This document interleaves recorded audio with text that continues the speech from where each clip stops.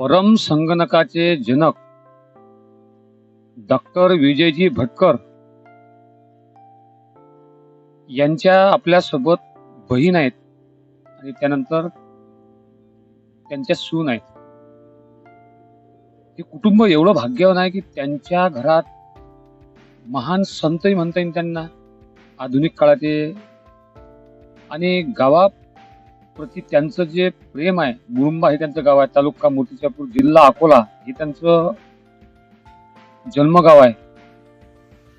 बालपणीच्या त्यांच्या आठवणी कशा आहेत, त्यांची लहान बहीण आशा लता भटकर यांच्याकडून जाणून घेऊ. त्यानंतर त्यांच्या सून आहेत, म्हणजे त्यांच्या लहान भावाच्या पत्नी राजेंद्र भटकर. काय बापा, एवढा मोठा माणूस म्हटलं तुझ्या भाऊ आहे. जगात ते जर गेले तर बापा ते सबंध जण मानतात. आणि आज बापा त्याची आमची भेट झाली, असं मला आले समाधान झालं. काय विचारतो बरं, लहानपणी मग हे असे अभ्यासात असेच हुशार होते का? लहानपणी ते अतिशय हुशार होते. म्हणजे त्यांचा मोठा भाऊ जे करत असे त्यांच्यामध्ये 2 वर्षाचं अंतर आहे. त्यांच्या मोठ्या भावाचं नाव अविनाश भटकर. तर ते 4थ्या वर्गात होते आणि हे 2ऱ्या वर्गात होते. ते यांचं म्हणणं असायचं, मला, त्यांना आम्ही बापू दादा म्हणतो, भावांना, तर मला त्यांच्याच वर्गात बसायचं आहे, मी दुसरी बसणार नाही, कारण त्याला जे येते ते मला येते. तर ते अगदी लहानपणी जेव्हा ते बोलायला शिकले तेव्हा रामाला कान, म्हणजे जेव्हा आपल्याला जोडाक्षर शिकवतात किंवा काने मात्र शिकवतात, तर ते म्हणायलाच लागले. जेव्हा आमची आई, जे आम्ही तिला ताई म्हणत होतो, रामरक्षा म्हणायची, तर पहिला शब्द रामा शिकवला, तर रामाचा कान, तर रामाचा कान म्हणायच्या ऐवजी राम रामेतीच म्हटलं. म्हणजे काय, तर ती रामरक्षातली एक ओळ आहे.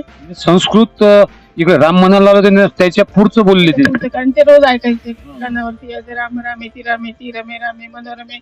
तर ते म्हणजे म्हण रामा, म्हण राम, म्हण. ते म्हणायचे राम रामेती रमे रामे मनोरमे, एवढं म्हणूनच दाखवलं होतं. तर तेव्हाच ताईला वाटलं की हा मुलगा मुलाचे पाय पाळण्यात दिसतात. तेव्हाच माहित पडलं की विजय हे पोरग भविष्यात फार मोठं होईल. बरं, याचं शिक्षण मग जिल्हा परिषद मध्ये झालं काय? आमच्या मुरुंबेच्या शाळेत 2ऱ्या वर्गात ते पहिल्यांदा ते आजोळी होते, मामाच्या गावात जोळी म्हणतात ना. मामाचं गाव कोणतं? करसगाव, जिल्हा अमरावती, अचलपूर तालुका होता. आता कोणतं माहिती नाही मला, पण तिथे ते शिकायचे. म्हणून आमचे बापूदा तिथे 4थ्या वर्गात होते आणि मी पहिलीत जाणार नाही, मग 2रीत टाकलं. की पहिलीत जात नाही म्हणजे तर 2ऱ्या वर्गात बस. पण मग ते यायचं सगळं की ते काय म्हणतात, 4थीवाले काय शिकून राहिले, आपल्या वर्गाकडे लक्षच नसायचं, ते काय शिकून राहिले. तर बापूदा जे म्हणायचा, जो अभ्यास करायचा घरी येऊन, त्याच्यासोबतच पाठीवर बसून लिहिता येत नसे तरी जसं लिहिता येईल तसं पण लिहिता आलं त्यांना.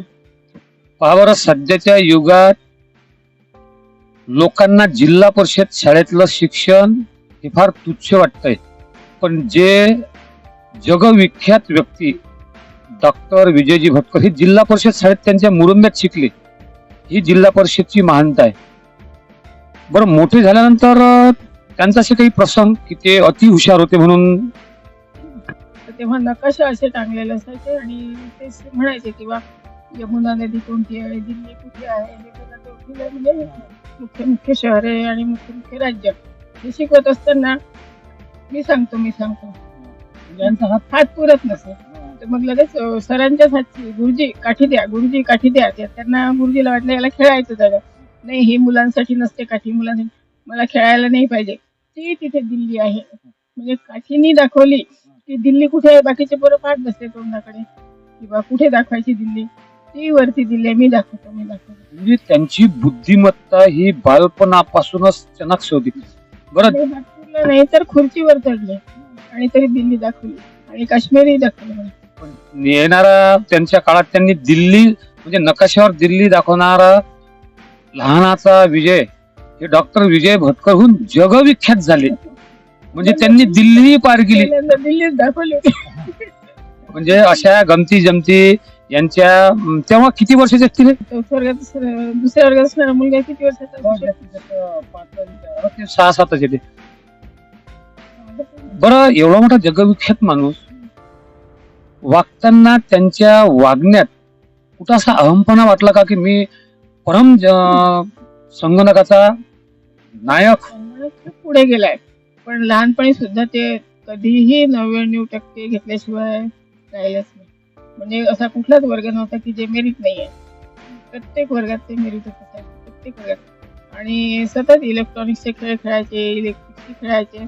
तर एक दोनदा असा शॉकही बसला होता, कारण आमच्याकडे तेव्हा जुन्या काळामध्ये म्हणजे आमच्या वहिनीच्या लग्न, म्हणजे मोठ्या वहिनी आता जी मुलगी आहे ना इथे जी सासू-सासरे, तर तेव्हा ते बॅटरीवर चालणारे रेडिओ असायचे. तर यांचं म्हणणं असं की हे बॅटरी संपून जायची, मग आणणार कोण? कारण मूर्तिजापूरला मिळतही नसेल, तर याचा आपण इलेक्ट्रिकचा करू म्हणून. तर ते इलेक्ट्रिकचा करता करता शॉक बसला. मग माझे वडील म्हणाले की "हे आता पुढे मग इंजिनिअरिंग करायची आहे, मी तुला इंजिनिअरिंगला इलेक्ट्रिकल घेऊ देणार नाही, कारण तू नेहमी असा इलेक्ट्रिकचा प्रयोग करत राहतो." तेव्हा रेडिओ स्टेशनही तयार केलं होतं, म्हणजे गावातल्या गावात. हो, ते सगळे प्रकार नेहमी करत असायचे.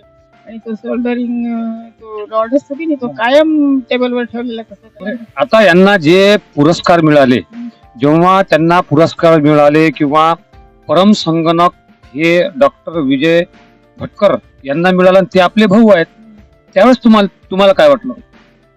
आम्हाला आश्चर्याचा धक्का बसला, कारण दादानी कधीही कम्प्युटर पाहिलेला नव्हता. माझा मोठा भाऊ जो अमेरिकेत बापूदा होतो, तिथे कम्प्युटर होता, त्यांनी पाहिला होता, पण त्यांनी कम्प्युटर निर्माण नाही केला. म्हणजे यांनी न पाहताच कम्प्युटर, म्हणजे पहिल्यांदा कम्प्युटर पाहणं ते त्यांच्याकडे झालं. ते केव्हा आला योग तो? हा कम्प्युटर बनवल्यानंतर पाहिला चित्रात, असा असतो कम्प्युटर. माझा मोठा भाऊ सांगायचा, असं असते तसं असते. आता जेव्हा त्यांनी स्वतः अमेरिकेने जेव्हा आपल्याला पाठ देण्याचं कबूल किंवा जास्त पैशाची मागणी केली, पण जेव्हा डॉक्टर विजय भटकर यांनी कॉम्प्युटर तयार केला, तेव्हा जगात आपला भाऊ प्रसिद्ध झाला. आश्चर्याचा मोठा धक्का बसला होता की असं कसं काय घडू शकतं. न पाहता कम्प्युटर तयार करणं ही एक म्हणजे अतिशय असं पाहिल्यानंतर आपण सगळे पार्ट्स वगैरे पाहतो, नंतर आपल्याला कळतं इथे हे लावायचं ते लावायचं असं असते असतं, पण न पाहता तो मोठा धक्का होता. आणि ती आम्हाला असं वाटलं की ईश्वराची कृपा. पण जेव्हा तुम्ही बाहेर जातात तेव्हा तुम्हाला जेव्हा लोक म्हणतात की परम संगणकाचे जनक डॉक्टर विजय भटकर यांच्या ह्या बहीण, तेव्हा तुम्हाला काय वाटतं? खूप धन्यता वाटते की आपण खूपच धन्य झालो असं. म्हणजे या जगविख्यात माणसाची मी बहीण आहे. खूपच धन्य झालो. याचे परिणाम तुमच्या सासरवाडीला वागण्यात काय वाटतं? सगळ्यांनाच खूप आनंद वाटतो. म्हणजे एक आपण मोठ्या घराण्याशी जोडल्या गेलो सगळ्यांनाच वाटतं. तुम्ही असे बाहेर जेव्हा जाता तेव्हा एक लोक नातं कायम करू पाहतात. आमचे दूर गेलेले नातेवाईक आमच्या जवळ येऊ पाहतात, आणि त्यांना सुद्धा धन्यता वाटते की आम्ही त्यांचे नातेवाईक म्हणजे मोठ्या आनंदाने आणि गर्वाने सांगत असतात की आम्ही त्यांच्या नातेवाईक आहोत. लहानपणी तुम्हाला असा काही प्रसंग खेळता तुमचे भांडण झाले दोघांची? नाही, भांडण कधीच नाही. ते भांडखोर नव्हतेच काही.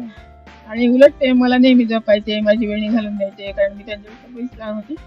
आणि कधी कधी आई आम्हाला रागवायची, तर ते म्हणजे आमच्या डोळ्यात अश्रू पाहू शकत नसत. मी स्वतःच रडायला लागायचे की आम्ही रडलो की ते पण इतके हळव्या मनाचे होते.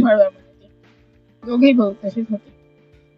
ह्या पाहिल्या आपण त्यांच्या धाकट्या बहीण, त्यानंतर त्यांची जी सून आहे म्हणजे लहान भावांची, त्यांच्याकडे जो ताई तुम्ही लग्न झाल्यानंतर जेव्हा तुमचं जुळलं तेव्हा हे यांनी परम संगणक तयार केलेलं होतं का? तेव्हा नाही केलेलं. तुमचं जेव्हा लग्न झालं तेव्हा भटकर कुटुंबात साध्या पद्धतीने विवाह झाला, साधाच. म्हणजे असं वाटलं नाही की बा हे आपण एवढ्या मोठ्या घरची सून होणार आहोत. पण जेव्हा तुम्ही लग्न झाल्यानंतर माहेरी आल्या आणि माहेरी आल्यानंतर डॉक्टर विजय भटकर यांना पद्मश्री, पद्मविभूषण सर्व पुरस्कार मिळाले. पुरस्कार मिळाल्यानंतर जेव्हा हे जगविख्यात झाले तेव्हा तुम्हाला काय वाटलं? तेव्हा आमचं लग्न झाल्यानंतर खूप दिवसानं झालं नाही. तरी लग्न झाल्यानंतर 7 वर्षांनी गेल्यानंतर तुम्ही जेव्हा समाजात वावरल्या तेव्हा समाजाकडून तुमच्याकडे पाहण्याचा दृष्टिकोन काय होता? सगळे आधी ओळखच नव्हते. नंतर म्हणायचे मायाचे, हे यांच्या गावचे आहे बा, यांचे भाषेत काय तसं आहे तसं आहे असं सांगायचं.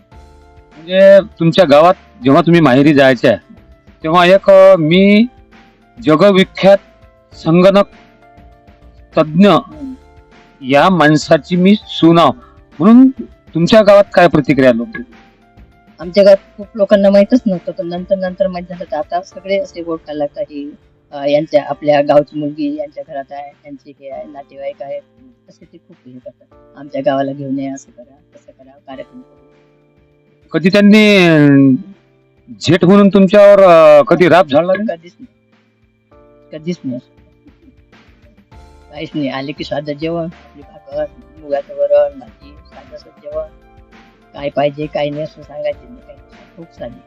तुम्हाला वाटलं नाही का की एवढा मोठा हा जगविख्यात माणूस एवढ्या साध्या पद्धतीने राहतो, तर आपली राहणीमानात आपण कुठेतरी बदल करावा? आमची साधी असतात. तरी आहे त्याच्यापेक्षा आपण साधा राहावं असं वाटलं नाही का? हो, वाटतं ना कधी कधी दादा एवढे शिकलेले हे असून बा इतके साधे राहतात, आपण राहायला पाहिजे. बरं, ते जास्तीत जास्त त्यांना खेळात गमते. हो, खेड्यात गावाला वर्षातून आता त्यांच्या तब्येतीमुळे येऊ नाही शकत जास्त, पण वर्षातून 2-3दा त्यांचं इकडे कार्यक्रम असते अमरावतीकडे, त्याला यायचेच गावाला. पण आपण त्या घरातली सुनाव यावर तुम्हाला काय वाटते? खूप अभिमान आहे या घराचा. ज्यावेळी त्यांना आधुनिक युगाचे ज्ञानेश्वर म्हणायला लागले, तेव्हा मग आमच्या गावकऱ्यांनी त्यांचा एक सत्कार घेतला आणि मोठी दिंडी काढली आणि आमचे पाय बी धुतले. तर तेव्हा मला सगळ्यांनी मुक्ताबाई म्हणून एक पदवी देऊन टाकली. तेव्हा मला खरोखर रडूच कोसळलं होतं. धन्य धन्य वाटलं. सगळे लोक त्यांनाही नमस्कार करायचे, मलाही नमस्कार करायचे. तेव्हा उगीच म्हणजे आपल्याला वाटते की आपण मुक्ताबाईला आपण पात्र आहो की नाही, पण ती पदवी मला तेव्हा मिळाली होती. भावामुळे त्यांना ज्ञानेश्वर पदवी मिळाल्यानंतर बहिणीला मुक्ताबाई तिथं गावकऱ्यांनी पदवी दिली आणि हे सध्याचे जे इमोशनल झाले, ह्या आनंद अश्रू आहेत की आपला भाऊ एवढा मोठा आहे आणि त्या भावाची मी बहीण आहो. थोड्यात त्या बहीण की त्यांना असे डॉक्टर विजय भटकर सारखे भाऊ मिळाले. ह्या होत्या त्यांच्या धाकट्या बहीण आणि नंतर त्यांची सून म्हणजे लहान भावाची. फार भाग्यवान लोक आहेत हे, अशा जगविख्यात ज्यांनी परम संगणकाचा शोध लावला, त्यांच्या सोबत त्यांचं घनिष्ठ नातं आहे. असेच व्हिडिओ पाहण्याकरता पाहता गन्ना का फन्ना युट्यूब चॅनल प्रस्तुत करता गणेश साखरे, कॅमेरामॅन जगदीश बर्डेसह. धन्यवाद.